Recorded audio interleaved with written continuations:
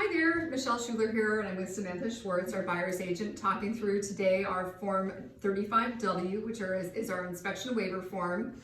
And really, we're going to talk about the intent of the form, the use of the form, why you want to use it, and what you're giving away when you sign it. So what rights you're giving away when you sign it. So kind of at a high level, the intent of an inspection is to do all of your due diligence in the property. So, and a lot of people think that's limited to just a general building inspection, but if you read this waiver of inspection that we're going to go through today, it really is all encompassing. It's saying that you've done investigated building and zoning codes, that you've done your research about hazardous materials, that you've understood things like even commutes, anything basically that you could think about the property. That's what you're giving up, is your right to do any additional layer of due diligence on the property. So when you sign these waivers, you need to understand what you're giving away by signing this. And that's, as we go into the Form 35 inspection form or the 35W, that's kind of setting the table for what we're giving away when we sign these documents. So I'll let Samantha talk specifically about the waiver of inspection.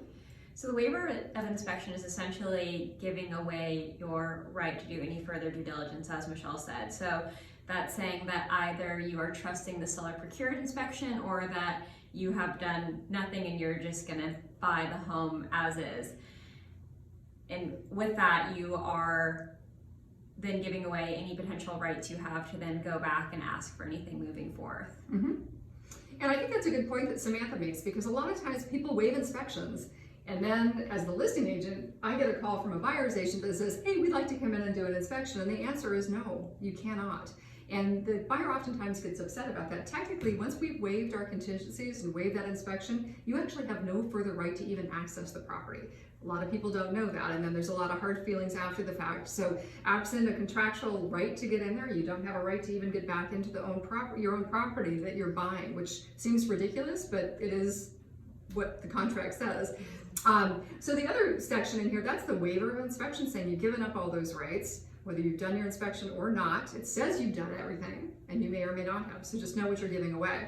The second box is saying you conducted a pre-inspection, so that's saying that you've done your own inspection of the property, that you've met with your own inspector. But again, it's very all-encompassing in terms of what it says you've done, and you may or may not have done anything. So I would read those things to say, should I be hiring a geotechnical engineer? Should I be scoping the sewer? Should I be concerned about asbestos on the ceilings? All those things are questions you should be asking, or your agent should be advising you to ask as you consider checking that box or the waiver.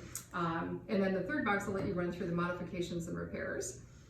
So that is saying, based upon the results of the pre-inspection, that the buyer's therefore asking for these modifications or repairs prior to closing. So essentially that could be something as small as repairing the front steps to redoing the plumbing or having mold remediated in the attic.